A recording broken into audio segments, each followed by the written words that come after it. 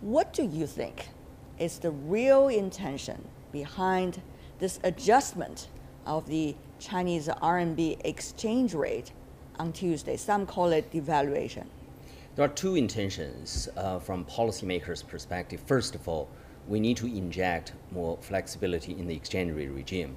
Secondly, we have to respond to some of rather subdued, for example, trade data and inflation data.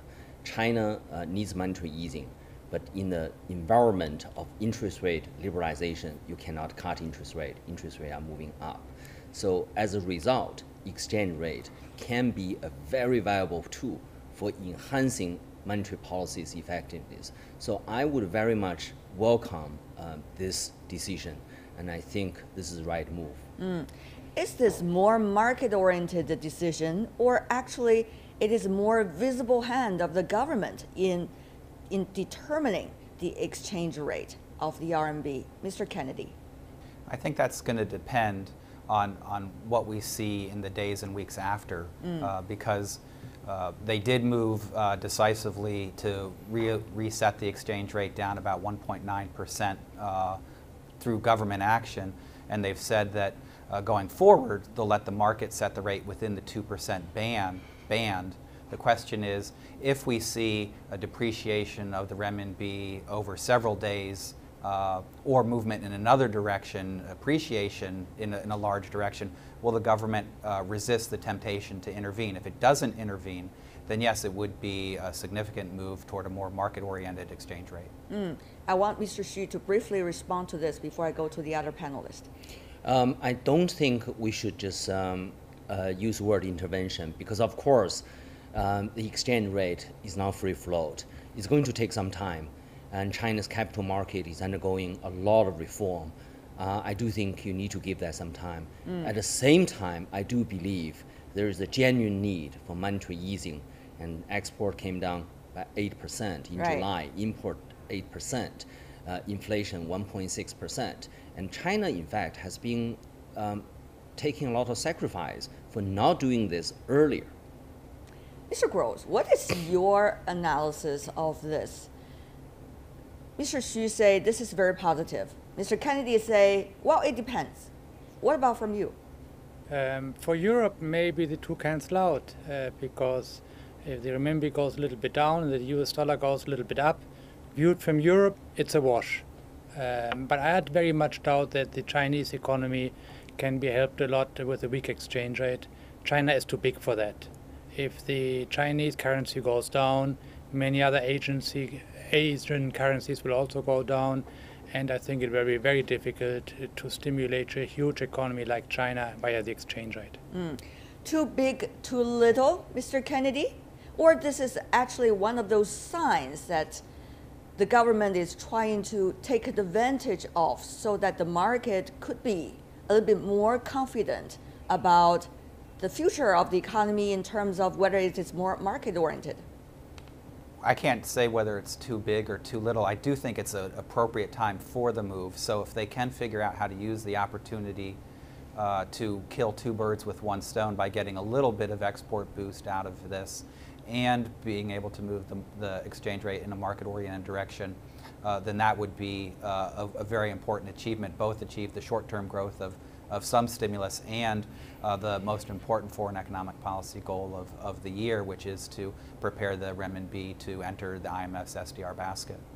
But Mr. Xu, this could have some some weight on the RMB assets, first of all, and secondly, the public could be individually feel that this move would influence their personal life because obviously what they have put into the bank has devalued a bit just today. So what do you make of the double sword this policy could have on the feelings about where the economy is going? Because after all, it is confidence that really counts.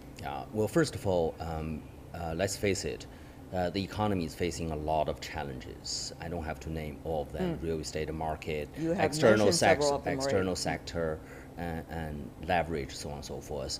So economy needs a boost. So if you look at this measure, it's going to result in additional liquidity in the system, and it's going to help exporters on the margin, and it's going to prevent China from accepting further exchange rate misalignment, if you say so. So I think this measure is good. I think it's the right step, and I hope China can be more decisive. So if we need another 2%, another 3%, so be it.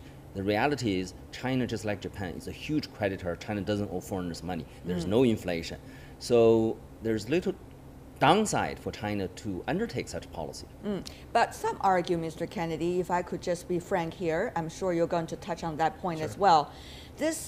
They wonder whether indicate once again that the government is having ever more visible hand in terms of financial policies, exchange rates, together with some of the other issues related to the stock market, for example, people have been talking about. What do you think? Sure.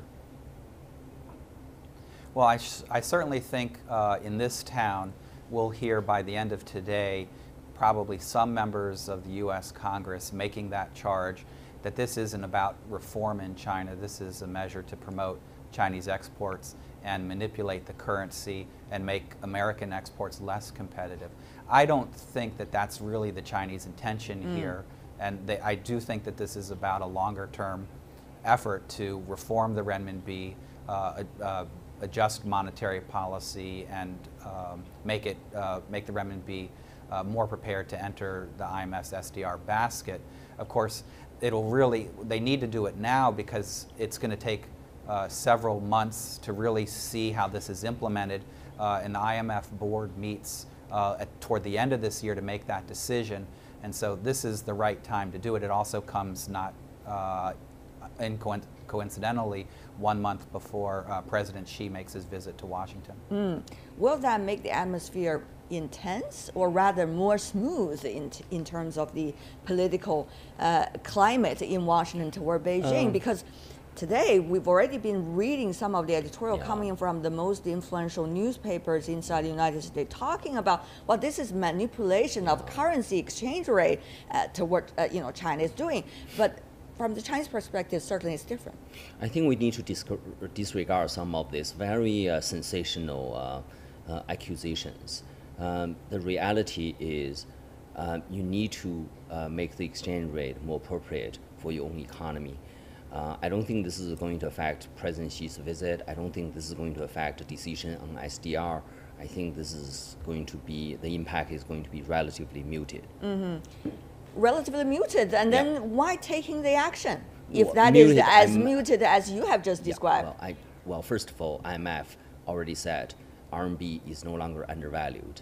I think United States Treasury, they have dropped the word of manipulation long time ago.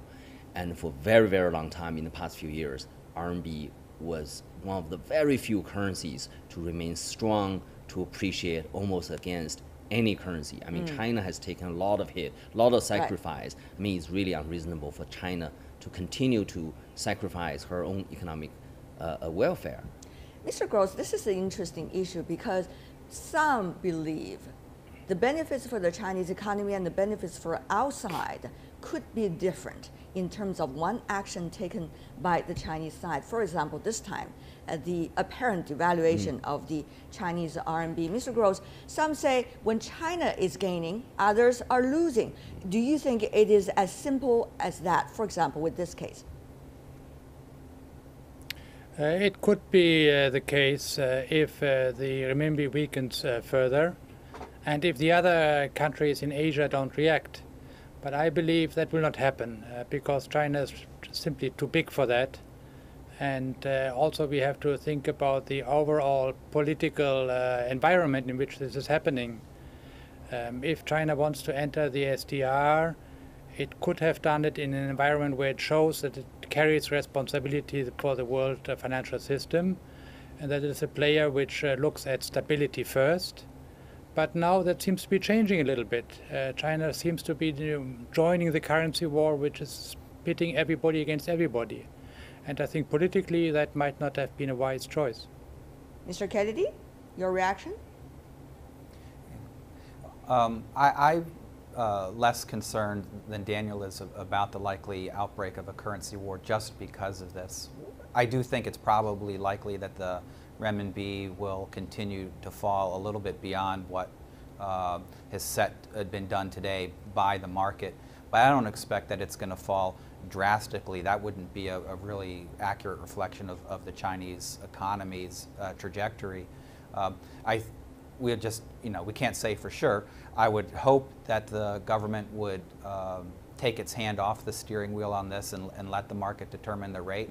I think that would have a positive effect on markets elsewhere and on China's political relationship with the United States and others. So I still think that there's a reason to have some cautious optimism that this is actually a positive policy step rather than one that's necessarily going to generate a fight down the road. Right. And then how much, Mr. Kennedy, do you think this action could really help China in terms of its determination to join the SDR basket of the IMF? Obviously, IMF previously have been talking about the Chinese situation related to the stock market turbulences recently. So how much do you think this might be able to change the impressions that we have about China over the past few months? And certainly I'm talking about in a positive way. Sure. Well, I think the IMF has been working with China for many years on analyzing whether the renminbi would be able to join, and that basically two criteria. Is the renminbi widely used, and is it freely usable? Now, obviously, it's now widely used. It accounts for about 30% of China's trade is conducted in renminbi. Even if it's originally priced in dollars, it's still conducted largely in renminbi, much more than in the past. And China has been taking gradual steps to make the renminbi more freely usable. Zhou Xiaochuan in April at the IMF spring meetings said that the goal wasn't absolute free convertibility, but managed convertibility. And this is one step in that direction. The next steps that people will be looking for is to see if China takes other efforts to open the capital account to allow more foreign investment in Chinese capital markets and Chinese renminbi investment in external capital markets. That will be the next big thing to look for between now and November. Between now and November, it's only a few months to go. It is only in the autumn. So, Mr. Xu, what China really needs to do in order to make others believe, and its own citizens believe, that the RMB is getting ever more to a position which it is required by the IMF if that currency can be included in the SDR? Yeah, I think as I'm said, you need to check a few signals. Right. I believe those signals meant degree of capital account liberalization. So, for example, are we going to take further steps in integrating our stock market, capital market with Hong Kong? I think that remains to be seen. I hope we are going to see that. Right. Are we going to go finish the last mile of interest rate liberalization? Are we going to give exporters, importers more degree of freedom? Right. Are we going to increase allowance for individuals in exchange foreign currencies, and so on and so forth? I don't think the level exchange rate is terribly important. However, all of these tasks to be finished within 3 months is really something that we're talking about. I don't think we need to. I think we need to take certain steps towards those goals.